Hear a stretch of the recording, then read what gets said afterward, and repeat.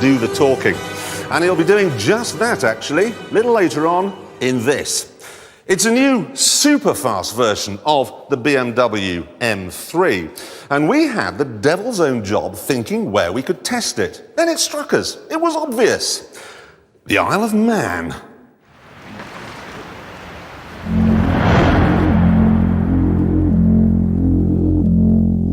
This is the CSL, a trixied-up, hunkered-down road racer that's come among us, shaved, spruced, and wearing a £58,000 suit. So, why the Isle of Man, then? This little island in the middle of the Irish Sea is most famous for motorcycles. But there's so much more to it than that. There are castles. This one is home to the Morthy-Doo, a huge dog that terrifies people to death. Nigel Mansell used to live here. Rick Wakeman and Norman Wisdom still do. It's like Beverly Hills, with kippers. There's tradition too. This place is home to the first ever water wheel, an old train, some cottages, and the oldest parliament in the world. And now we're getting to the nub of the reason why I came, the politics. You see, the Queen is the head of state here, but the Isle of Man is not in the EU, and Tony Blair is not the Prime Minister. Which means that when you get out of the villages, there are no speed limits.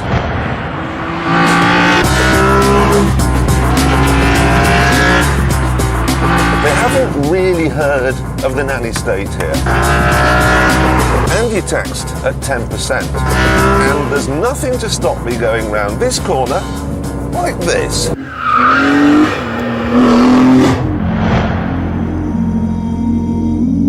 This then is the ideal place to test the most hardcore BMW ever made.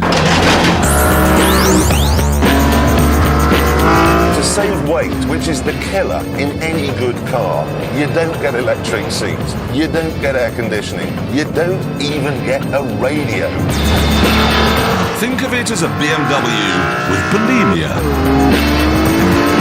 I suspect if you brimmed the tank right to the top, it would find that an affront to its weight-saving programme and would simply vomit it all out again.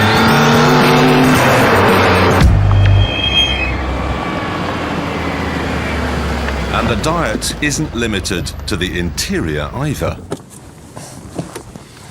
The roof, as you can see, is made from carbon fibre. The rear window is made from special thin glass.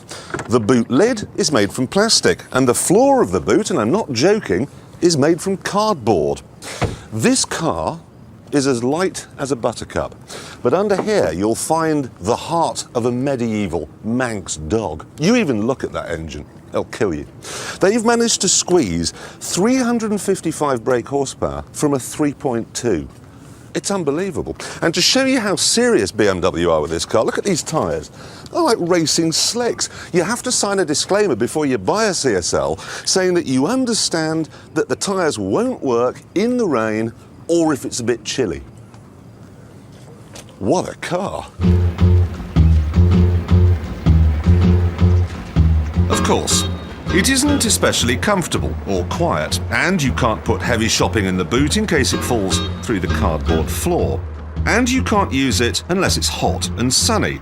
And if it is hot and sunny, you'll melt because there's no air conditioning. And if rain is on the way, you won't know because you can't hear the weather forecast because there's no radio. Not the most practical car in the world then, but when you get out of the villages and into the Isle of Man's de-restricted inner centre, it is just incredible.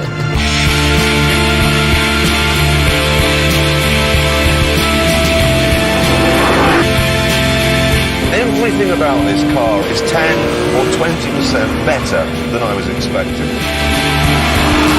And I was expecting it to be seriously good. I mean, the acceleration is just fabulously savage.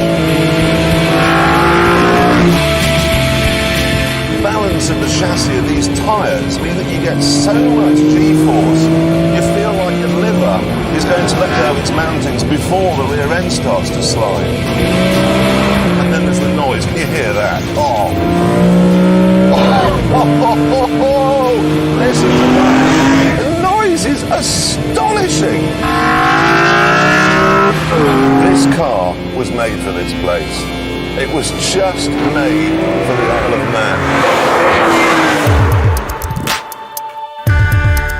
It is a remarkable machine, and as such it has a remarkable price tag of nearly 60,000. Of course, some say it can't possibly be worth 20,000 more than the normal M3.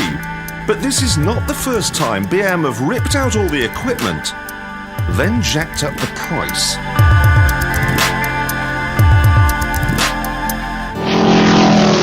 Remember the old CSL, the Batmobile that tore up Europe's racetracks in the 70s? Well, those of you with long memories will remember they made a road-going version of it. I used to have one of these a few years ago. I loved the 70s-ness of them, the chrome wheel arches, and ooh, let's make the stripes a little bit brighter. You got them in lime green and orange. Look at those bucket seats. And the wood on the dash is exactly the same wood that you used to get on a Garrard 86 SB turntable. I used to have one of those as well, actually, come to think of it. I fear I also owned this record, but that's not important right now. What is important is that the old CSL came out in the middle of the 1973 oil crisis, sporting a price tag of £7,500. And that made this lovely little road car with its lightweight panels and its stripped-out interior more expensive than the most expensive Aston Martin. On that basis, the new car should cost £180,000. So at 60, it's a bargain. If I had to nitpick, and obviously I do, then I'd centre on this area here. I mean, the sport button, which makes it more sporty. Why? Why isn't it just more sporty all the time? The button that turns the traction control off. Again, why? Why isn't it off all the time? Then there's this one here that adjusts the ferocity of the flappy paddle gearbox. Why can't they just give me a manual? It could be so much simpler.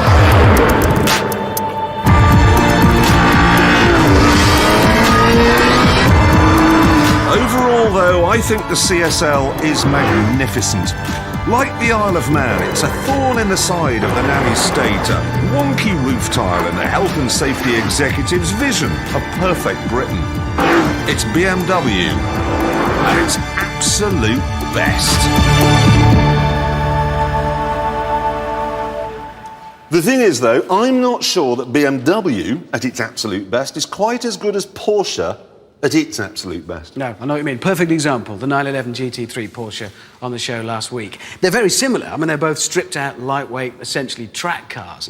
But the 911, it's that bit more expensive, yeah, but it's that bit more powerful, it's that bit faster, it's just better, ultimately. I agree, but we'll find out for sure now. Time to warm up our new Stig. So, wheel spinning off the line. Now remember, the tyres on this car don't work properly when it's cold or wet, and it's a bit of both out there today, so the Stig has really got his work cut out. Oh no, no, I thought we'd heard the last of musical cheese when the old Stig drowned to death. Now, Chicago. CSL's looking awfully twitchy. Now, I should explain, new Stig likes music from TV commercials. You may know that as Boccherini's Minuet. He calls it the tune from the Building Society ad. He's sliding again out of Hammerhead. He's really having to fight this car. Ooh, that's quick. Coming up now to the last corner. Old CSL halfway through is 2 seconds quicker than the normal M3. Coming up to Gambon. We nearly did a Gambon. He's across the line. That was quick. That was very quick. And can I just say, it looks like the newer, whiter, brighter Stig is going to be up to the job. That was pretty good. I've got the time as well. Now, bear in mind, there's the standard M3 in the dry, 131.8. Okay? The GT3 we were talking about in the wet 127. That's the fastest wet lap we'd ever Fastest. Now, I'm going to call that track. Bear in mind, Stig did that on the CSL's ludicrous tyres. The near slick thing. Near slicks, Okay. in the damp, so we'll call that a wet lap, Fair okay? enough. He did it in 1 minute, 28 seconds. Good grief! Goes there. 1 minute, 28. That's very, very quick. I'm amazed. We've got ourselves a good little Stig there. Yeah, we were right about the... We were right about him, we were right about the car. Not quite as good as the GT3, but £15,000 cheaper. Yeah.